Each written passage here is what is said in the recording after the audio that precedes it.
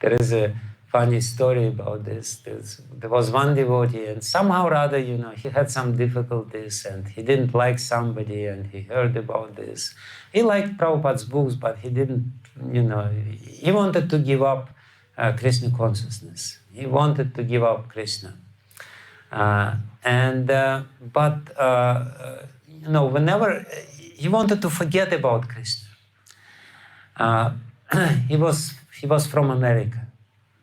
He got a book, and then he threw the book, and he wanted to cut all his connections with devotees. But whenever he would be, either Harinam party would come, or somebody, something would happen. Ultimately, he decided to go to Alaska.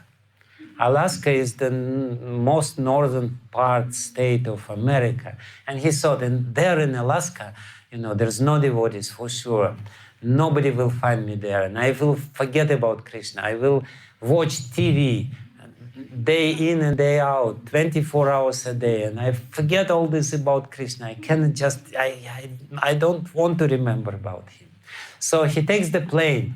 He goes to the plane, and then he boards down from the plane, goes to the airport, and the first person whom he meets in the airport is a devotee who offers him Bhagavad Gita.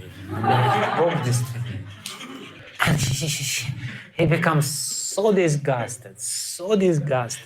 Anyway, he still has some hope. He rented a hotel. He goes to a hotel. He locks himself inside the hotel room, and finally he turns on the TV, and the first thing which he watches on TV, Harinam party goes and TV in the news.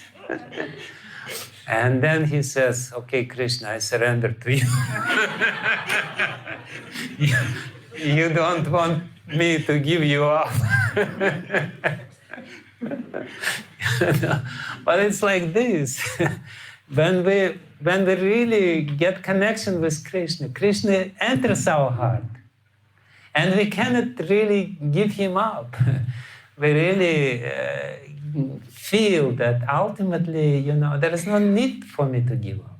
It doesn't matter whether, the external circumstances are favorable or not favorable.